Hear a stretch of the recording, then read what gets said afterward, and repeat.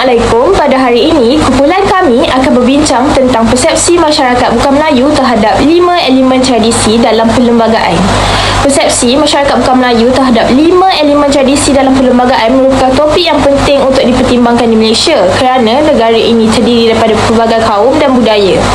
5 elemen tradisi dalam perlembagaan merujuk kepada agama rasmi Islam, kedudukan istimewa orang Melayu, kedudukan istimewa Bumiputera Sabah dan Sarawak, penggunaan bahasa Melayu dan pemerintahan beraja. Elemen-elemen ini dilihat sebagai integral kepada fabrik budaya dan sosial Malaysia. Namun begitu, hal ini juga boleh menjadi punca ketegangan dalam masyarakat bukan Melayu. Artikel ini adalah bertujuan untuk meneroka persepsi masyarakat bukan Melayu terhadap faktor-faktor ini dan bagaimana ia mempengaruhi pengalaman mereka di Malaysia. Persepsi masyarakat bukan Melayu terhadap 5 elemen tradisi dalam perlembagaan cenderung berbeza mengikut individu dan latar belakang mereka. Sesetengah orang menganggap elemen-elemen ini sebagai perkara penting dalam identiti budaya di Malaysia dan menghormati kepentingannya. Namun begitu, terdapat juga yang merasakan bahawa hal ini tidak menguntungkannya. Sebagai contoh, masyarakat bukan Melayu menganggap agama Islam sebagai agama rasmi negara dan hak istimewa orang Melayu mungkin terlihat sebagai salah satu bentuk diskriminasi. Hal ini dikatakan demikian kerana mereka merasakan bahawa mereka tidak diberikan hak yang sama seperti masyarakat Melayu. Seterusnya, penggunaan bahasa Melayu juga boleh dianggap sebagai penghalang kepada mereka yang tidak fasih bertutur menggunakan bahasa Melayu. Kesimpulannya adalah penting untuk kita mengambil berat pandangan masyarakat bukan Melayu terhadap elemen-elemen tradisi dan perlembagaan ini. Hal ini kerana perkara ini dapat mempengaruhi pengalaman dan semangat persatuan-persatuan mereka di negara ini. Selain itu, demi menjamin keharmonian dan persatuan yang terdapat di seluruh Malaysia, kita perlulah menangani setiap masalah dengan bijak. Seterusnya adalah latar belakang kajian. Perlembagaan adalah teras undang-undang yang perlu dipatuhi oleh rakyat dan pemimpinnya dalam sesuatu negara bagi memastikan negara itu aman dan harmoni. Perlembagaan Persekutuan Malaysia adalah undang-undang tertinggi di Malaysia yang telah dibentuk berdasarkan Perjanjian Persekutuan Tanah Melayu 1948 dan Perlembagaan Kemerdekaan 1967. Suruhanjaya Red telah melaksanakan kajian pada 1956 dan perlembagaan ini dirangka hasil nasihat daripada Suruhanjaya Red. Terdapat 5 unsur tradisi dalam perlembagaan iaitu bahasa kebangsaan, agama persekutuan, kedudukan istimewa orang Melayu, kedudukan istimewa Bumiputera Sabah dan Sarawak dan pemerintahan beraja. Bahasa kebangsaan. Bahasa kebangsaan adalah bahasa yang diterima dan digunakan oleh penduduk dalam sesebuah negara yang mempunyai banyak bahasa. Seperti yang tercatat pada perkara 152 Perlembagaan Persekutuan yang telah memartabatkan bahasa Melayu sebagai bahasa kebangsaan yang tidak boleh dipertikaikan fungsi dan peranannya. Bahasa Melayu sangat penting sebagai bahasa pengantaraan dalam pendidikan. Pelbagai kaum di Malaysia bebas untuk menggunakan bahasa lain seperti bahasa Tamil dan bahasa Mandarin. Selain bahasa Melayu, bahasa Inggeris juga memopoleri sebagai bahasa kedua di negara ini. Kerajaan turut menggalakkan rakyat Malaysia untuk menguasai pelbagai bahasa lain, terutama mereka yang terlibat dalam industri pelancongan. Unsur tradisi dalam perlembagaan yang kedua adalah agama persekutuan. Orang Melayu adalah orang Islam yang tinggal di Malaysia dan mengikut cara hidup, budaya dan bahasa Melayu. Islam telah menjadi sebahagian daripada budaya Malaysia selama lebih daripada 500 tahun. Maka, selepas pengislaman Sultan, orang Melayu menerima Islam sebagai agama baru mereka. Penglibatan British di Malaysia meningkatkan status Sultan sebagai ketua agama dan Perjanjian Pangkur 1874 mengehadkan hak Raja Melayu untuk mengamalkan Islam di bawah undang-undang syariah. Selepas merdeka, Islam dipilih sebagai agama rasmi persekutuan. Kerajaan berhak menggunakan sebahagian daripada hasil untuk membantu menyokong pertumbuhan Islam, termasuk kos mengurus masjid dan institusi agama lain. Walau bagaimanapun, agama lain bebas diamalkan dalam masyarakat demokrasi, tetapi adalah haram untuk cuba mengislamkan orang lain.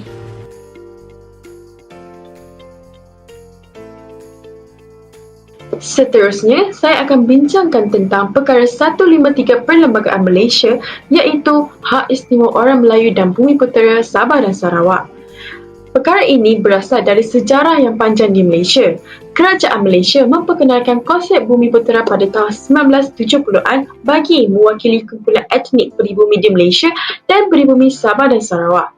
Sebelum penjajahan British, orang Melayu dan suku kaum peribumi lain telah menetap di Malaysia selama ribuan tahun dengan sistem kepercayaan, adat resam dan budaya yang unik. Apabila penjajah British datang, mereka membawa bersama sistem undang-undang dan peraturan baru yang pada mulanya tidak mengakui hak-hak pribumi. Walau bagaimanapun, pada tahun 1948, Tanah Melayu mengisytiharkan kemerdekaan dan negara kemudiannya menerima perlembagaan baru iaitu Perkara 153 Perlembagaan. Malaysia yang mengandungi hak istimewa untuk orang Melayu sebagai kumpulan majoriti di Malaysia. Ia merupakan permulaan pembentukan bangsa Malaysia. Pada tahun 1956, Komisi Red, badan yang ditugaskan menggumbal perlembagaan baru bagi Persekutuan Tanah Melayu, mengesyorkan untuk mewujudkan klausa dalam perlembagaan untuk memberikan hak istimewa kepada orang Melayu dan anak negeri Sabah dan Sarawak. Cadangan ini kemudiannya diterima pakai sebagai Perkara 153 Perlembagaan Malaysia pada tahun 1957. Perkara 153 ini merangkul hak istimewa bagi orang Melayu dan bumi putera Sabah dan Sarawak dan memberikan perlindungan serta pemajuan bagi mereka dalam pelbagai bidang termasuk politik, ekonomi, pendidikan dan agama serta hak ke atas tanah dan sumber asli. Kemudian, pada tahun 1963, Penyatuan Sabah dan Sarawak dan Malaysia menandakan satu peristiwa penting. Di samping itu, orang asli, iaitu dikenali sebagai bumi putera ini, telah diberikan keistimewaan melalui perundangan seperti Undang-Undang Sabah, iaitu Undang-Undang Pokok Seni, Budaya dan Warisan Sabah yang merangkumi seni, budaya dan warisan, dan juga Undang-Undang Sarawak, iaitu Undang-Undang Pokok Seni, Budaya dan Warisan Sabah yang berkaitan dengan tanah dan adat resam tempatan. Perkara 153 Perlembagaan Malaysia telah meletakkan Yang di-Pertuan Agong berperanan dalam menjaga kepentingan orang Melayu dan bumi putera Sabah dan Sarawak dalam 3 perkara utama yang meliputi jawatan dalam perkhidmatan awam, pendidikan dan ekonomi. Dari segi perkhidmatan awam, Yang di-Pertuan Agong telah menuntutkan untuk mengekalkan orang Melayu dan bumi putera di Sabah dan Sarawak supaya mereka mempunyai kedudukan yang sama dalam perkhidmatan awam seperti orang lain tanpa mengugat kedudukan atau hak sedia ada orang lain dalam perkhidmatan awam. Namun, setiap kaum dilayan sama rata dalam hal kenaikan gaji dan faedah lain. Ini adalah salah satu langkah yang rasional kerana pada zaman penjajahan, orang Melayu dan bumi putera di Sabah dan Sarawak tidak mempunyai peluang untuk memegang jawatan tinggi di bawah penjajahan British. Selain itu, dengan penggubalan Perlembagaan Malaysia ini, ia dapat memperbetulkan keseimbangan ekonomi antara orang Melayu dan bukan orang Melayu. Pada zaman penjajahan British, orang Melayu tidak berpeluang untuk terlibat dalam perdagangan yang dimonopoli oleh orang Cina dan kebanyakan sumber ekonomi telah dieksploitasi oleh orang Cina. Ini terbukti apabila kadar kemiskinan Melayu pada tahun 1970 adalah sebanyak 64.8%. Oleh itu, Perkara 153 dilihat dapat membantu orang Melayu dan bumi putera untuk memajukan diri. Ini kerana sekiranya mereka ingin memohon pinjaman bank, permohonan mereka akan diutamakan. Bagaimanapun, permohonan daripada kaum lain tidak sesekali diabaikan sekiranya memenuhi kriteria yang diperlukan. Orang Melayu dan bumi putera di Sabah dan Sarawak juga menikmati keistimewaan mereka sendiri dalam sistem pendidikan. Dalam Perkara 153 Perangan 2, YDPA bertanggungjawab untuk melindungi status khas bantuan dan keistimewaan pendidikan dan kemudahan pendidikan. Dalam Perkara 4, YDPA tidak boleh menghalang bukan Melayu daripada menerima beasiswa atau bantuan. Ini terbukti apabila orang Melayu dan bumi putera mempunyai lebih banyak kuota kemasukan berbanding kaum lain ke sekolah berasrama penuh atau universiti awam seperti UiTM yang hanya menerima mereka yang untuk menyambung pelajaran. Walaupun begitu, status kaum lain tidak akan terjejas sama sekali kerana kerajaan tidak akan sesekali memasukkan sekolah Cina dan Tamil tetapi memberi peluang yang sama kepada mereka untuk melanjutkan pelajaran mereka di sana. Kesimpulannya, adalah penting untuk memahami bahawa perkara 153 bukan berarti yang Melayu dan Bumiputera di Sabah dan Sarawak dilayan lebih baik daripada kumpulan etnik yang lain. Perkara 153 bertujuan untuk memberi pengiktirafan dan perlindungan khas kepada orang asli di Malaysia yang sebelum ini diabaikan supaya mereka dapat bersaing secara adil dalam semua bidang. Oleh itu, pelaksanaan perkara 153 yang betul dan adil adalah sangat penting bagi memastikan hak semua warga negara Malaysia dihormati dan dipenuhi. Unsur tradisi dalam perlembagaan yang terakhir adalah pemerintahan beraja. Malaysia telah lama ditadbir oleh sistem beraja di mana raja mempunyai kuasa penuh ke atas semua aspek pemerintahan. Apabila Malaysia menjadi tanah jajahan British, pegawai yang dipilih untuk membantu mengawal penjajahan British terus menasihati raja. Selain daripada isu berkaitan tradisi Melayu dan Islam, kuasa raja merosot dari semasa ke semasa. Malaysia menyertai Persekutuan Tanah Melayu dan perkara yang sama berlaku apabila Malaysia menyertai persekutuan tersebut. Setelah Malaysia merdeka, sistem raja berperlembagaan telah digunapakai untuk mengekalkan pemerintahan beraja. Ini selaras dengan sistem demokrasi yang diamalkan di Malaysia.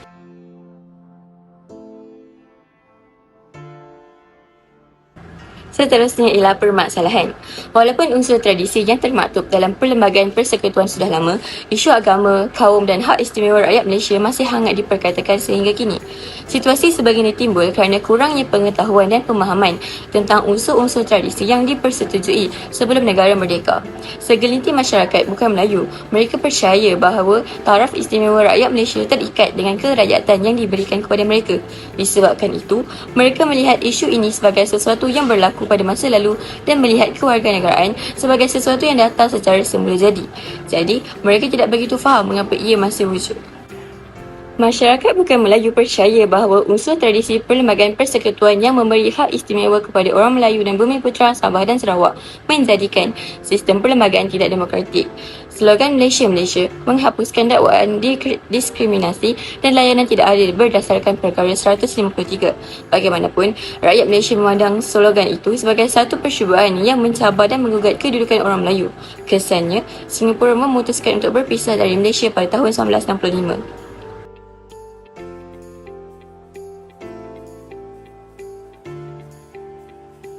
Objektif kajian perlembagaan adalah undang-undang tertinggi, asas untuk membentuk kerajaan dan dokumen rasmi yang mengandungi semua peraturan dan prinsip untuk kerajaan menjalankan kuasa dan mentadbir negara. Ini menunjukkan komitmen kerajaan untuk melaksanakan tanggungjawab kepada rakyat melalui peruntukan yang terkandung dalam Perlembagaan Malaysia yang diperkenalkan pada 16 September 1963. Umumnya, objektif kami adalah persepsi masyarakat bukan Melayu terhadap 5 elemen tradisi dalam perlembagaan. Justru, penulisan kertas kerja adalah bertujuan untuk mengenal pasti latar belakang kajian, merangkumi bahasa kebangsaan, agama persekutuan, kedudukan hak istimewa orang Melayu dan Bumiputera, Sabah dan Sarawak serta pemerintahan beraja. Kedua, mengetengahkan isu-isu persepsi masyarakat bukan Melayu terhadap 5 elemen tradisi perlembagaan. Dan ketiga, membincangkan sejarah, peranan dan ciri-ciri 5 elemen tradisi perlembagaan serta merangkul kesimpulan terhadap kajian. Seterusnya ialah literasi kajian. Al-Quran adalah kitab istimewa yang mengajar kita cara menjalani kehidupan yang baik menurut Allah. Ia memberitahu kita bahawa kita semua harus bergaul dan berbaik-baik antara satu sama lain kerana kita semua dicipta oleh Allah. Islam adalah agama yang mengajar manusia untuk hidup dengan cara tertentu dan melakukan perkara yang baik di dunia. Orang Islam percaya bahawa jika mereka mengikuti peraturan dalam Al-Quran dan belajar daripada Nabi, mereka akan dinilai dengan baik selepas mereka mati. Pengertian ini telah dijelaskan seperti firman Allah Subhanahu Wa Taala dalam surah Al-Hujurat yang membawa maksud, wahai umat manusia, sesungguhnya kami telah menciptakan kalian daripada lelaki dan perempuan dan kami telah menjadikan kalian daripada pelbagai bangsa dan bersuku puak supaya kalian saling kenal mengenal. Sesungguhnya semulia-mulia kalian di sisi Allah ialah orang yang paling bertakwa antara kalian. Sesungguhnya Allah Maha mengetahui lagi Maha mendalam pengetahuannya. Hal Hal ini menunjukkan bahawa manusia hidup dalam masyarakat yang tamadun. Ibnu Khaldun radhiyallahu anhu, bapa sains sosial, pernah berkata bahawa masyarakat sibil adalah sebahagian daripada fitrah manusia. Masyarakat madani atau disebut sebagai civil society bermaksud masyarakat yang beradab, membangun, hidup dan memberi makna kepada kehidupannya. Istilah civil society ini adalah terjemahan kepada perkataan civilized dalam bahasa barat yang membawa maksud peradaban masyarakat. Selain itu, konsep perpaduan dilaksanakan melalui penyatuan masyarakat Islam yang terutamanya terdiri daripada umat Islam. Hal ini kerana mereka bertanggungjawab terhadap kepimpinan negara dan masyarakat majmuk. Bersama membawa maksud menyampaikan mesej Islam kepada semua tanpa paksaan, baik melalui penerimaan Islam ataupun melalui konsep keadilan untuk semua. Oleh itu, agenda perpaduan dalam kalangan penganut Islam dimulakan, di mana seorang ketua pemimpin dipilih daripada kalangan mereka yang beriman, berilmu dan berakhlak. Kesatuan dicapai berdasarkan acuan Allah Subhanahu Wa Taala, Tuhan yang Maha mengetahui dalam hubungan dengan umat ciptaannya. Perpaduan yang ditekankan oleh Islam adalah bertujuan untuk mengubah manusia menjadi beriman, berilmu, berakal dan bijaksana dengan Islam dan akhlaknya yang mulia. Juga mendidik orang ramai dengan mempromosikan keamanan dan keadilan supaya mereka boleh hidup dalam bersama dalam keadaan masyarakat yang majmuk dengan semua orang. Memadailah dengan mengatakan bahawa ketaksuban keluarga yang merosakkan umat zaman itu dan digelar jahiliah telah lenyap. Ini termasuklah apa yang berlaku di negara bertamadun berdasarkan konsep kezaliman dan penindasan kerana prinsip materialiti dan dunia yang didorong oleh kerakusan mengatasi akal.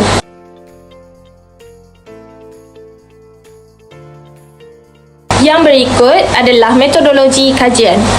Metodologi penyelidikan adalah langkah sistematik yang menggunakan penyesuaian pendekatan penyelidikan dan analisis data mengikut peraturannya sendiri untuk mencapai matlamat dan objektif kajian. Metodologi penyelidikan juga yang memastikan penyelidikan lebih berstruktur dan dengan menerangkan proses penyelidikan, hal ini membolehkan pemahaman yang lebih baik tentang aplikasi kaedah tersebut. Metodologi kajian ini adalah menggunakan pendekatan kajian literatur melalui tinjauan literatur yang komprehensif. Sumber rujukan yang berwibawa seperti jurnal dan buku dipilih sebagai rujukan utama. Bahan yang digunakan adalah termasuk sumber rujukan elektronik daripada laman web yang dipercayai seperti ResearchGate, Google Scholar, perpustakaan digital dan banyak lagi. Manakala pencarian sumber berasaskan kepada laman web seperti laman web ulama Islam, misalnya jurnal dan seumpamanya, turut dipilih sebagai sumber rujukan sekunder.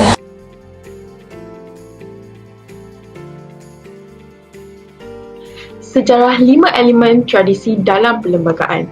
Sebelum perlembagaan persekutuan dirangka, tanah Melayu semasa di bawah penjajahan British telah memiliki perlembagaan sendiri.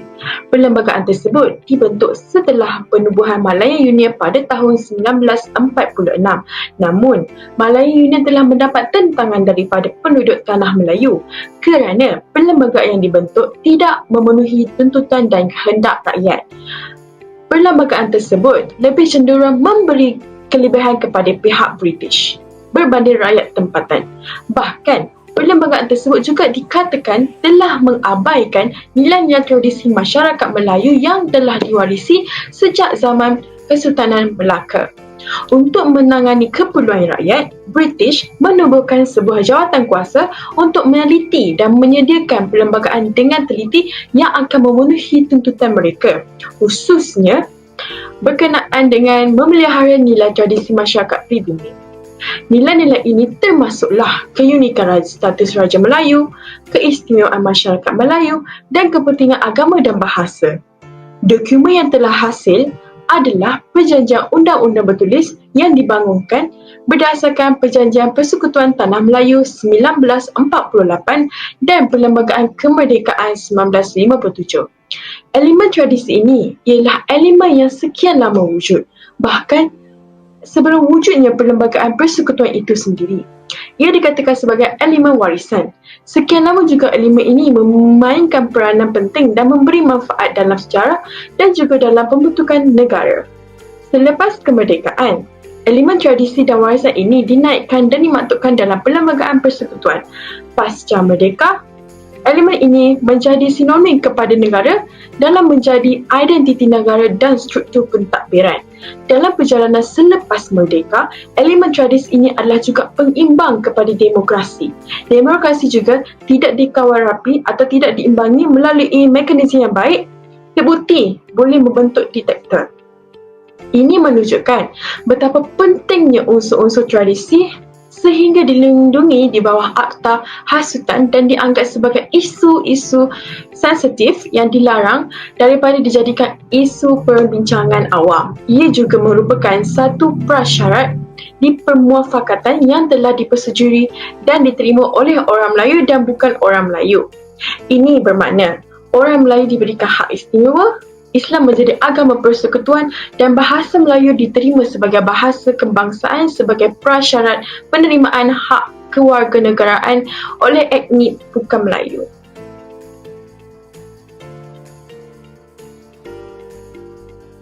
Peranan 5 elemen tradisi dalam perbincangan.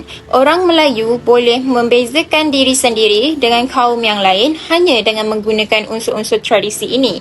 Orang Melayu banyak ketinggalan dalam pelbagai bidang jika dibandingkan dengan kaum bukan Melayu. Kerajaan mampu membantu orang Melayu kerana kepada pasal dalam hak unik orang Melayu yang menghalang mereka daripada ketinggalan dalam bangsa sendiri. Sebagai imbalan atas kesediaan dan komitmen yang dianggap sebagai pengorbanan oleh orang Melayu, perlembagaan memberikan perlindungan khusus kepada mereka dalam bentuk hak istimewa yang telah ditetapkan dalam Perkara 153 Perlembagaan Persekutuan Tanah Melayu. Penjajahan British menyebabkan mereka hilang status ini. Orang Melayu terpinggir atau ketinggalan kerana sektor perdagangan yang menguntungkan. Hal ini menyebabkan orang Melayu dikerah untuk bekerja di lapangan. Strategi penjajahan British ini menafikan hak orang Melayu dan memberi peluang ekonomi baru kepada pendatang dari negara lain. Pelaksanaan sistem raja berperlembagaan pada masa ini dapat mempertahankan keutamaan orang Melayu sebagai penduduk asal negara ini. Raja adalah representasi kesetiaan yang teguh kepada orang Melayu. Disebabkan komitmennya yang tidak berbelah bahagi, raja boleh menjadi faktor penyatuan bagi rakyat Malaysia yang berlainan kaum dan etnik. Seterusnya, ciri-ciri 5 elemen tradisi dalam perbincangan. Untuk membentuk sesebuah perlembagaan negara adalah bukan perkara yang mudah seperti Perlembagaan Malaysia. Pembentukan ini adalah suatu adunan daripada unsur-unsur yang terdapat dalam sistem pemerintahan terdahulu, iaitu penjajah Inggeris dan Melayu lama. Banyak kesan peninggalan Inggeris dan salah satu adalah perlembagaan. Terdapat 2 ciri utama perlembagaan untuk memastikan kestabilan serta kemajuan negara, iaitu ciri tradisional dan ciri moden. Antara perkara yang termasuk dalam ciri-ciri tradisional perlembagaan persekutuan ialah agama Islam, bahasa Melayu sebagai bahasa kebangsaan, kesultanan atau pemerintahan beraja serta kedudukan orang Melayu dan bumi putera. Kerajaan Melayu lama pernah mengamalkan unsur-unsur lama dalam sistem pemerintahan dan unsur ini masih dikekalkan dan diterapkan dalam sistem perlembagaan negara hingga kini. Selain itu, perkara yang termasuk dalam ciri-ciri moden ialah kewarganegaraan, sistem demokrasi berparlimen dan kerajaan persekutuan. Unsur-unsur tradisi ini sangat penting untuk dipelihara bagi memastikan wujudnya perpaduan kaum dan kestabilan politik dalam usaha mengekalkan keharmonian dan memajukan ekonomi negara. Hal ini membuktikan bahawa unsur-unsur ini amat penting sehingga dilindungi di bawah Akta Hasutan. Unsur-unsur ini juga merupakan isu yang sensitif dan dilarang untuk menjadikannya sebagai perbincangan awam. Ia merupakan suatu kata sepakat yang telah diputuskan dan diterima oleh masyarakat Melayu dan masyarakat bukan Melayu. Perkara ini membawa maksud orang Melayu telah diberikan hak yang istimewa, Islam sebagai agama persekutuan dan bahasa Melayu diterima sebagai bahasa kebangsaan. Jelaslah bahawa pemimpin terdahulu sangat bijak dalam mengatasi masalah yang wujud tanpa menimbulkan konflik antara etnik di tanah Melayu. Rumusannya, persepsi masyarakat bukan Melayu terhadap 5 elemen tradisional dalam perlembagaan ini merupakan isu yang penting untuk dipertimbangkan di Malaysia kerana negara ini mempunyai pelbagai etnik dan budaya. Unsur-unsur ini yang merangkumi agama rasmi Islam, kedudukan orang Malaysia, kedudukan bumi putera Sabah dan Sarawak, penggunaan bahasa Melayu dan pemerintahan beraja dianggap sebagai elemen yang berbeza daripada budaya dan masyarakat. Namun begitu, hal ini juga boleh menjadi punca ketegangan dan konflik bagi masyarakat masyarakat bukan Melayu. Artikel ini bertujuan untuk mengkaji bagaimana masyarakat bukan Melayu melihat unsur-unsur ini dan bagaimana ini mempengaruhi pengalaman mereka di Malaysia. Persepsi terhadap elemen ini boleh berbeza mengikut individu dan latar belakang. Ada yang menganggapnya sebagai teras kepada identiti budaya Malaysia, manakala yang lain berasa sebaliknya. Adalah penting untuk mempertimbangkan persepsi masyarakat bukan Melayu terhadap unsur-unsur ini kerana ia boleh menjejaskan semangat kekitaan dan perpaduan mereka di Malaysia. Dan bagi menangani sebarang isu agak kebimbangan yang mungkin timbul untuk menggalakkan keharmonian dan perpaduan di negara ini.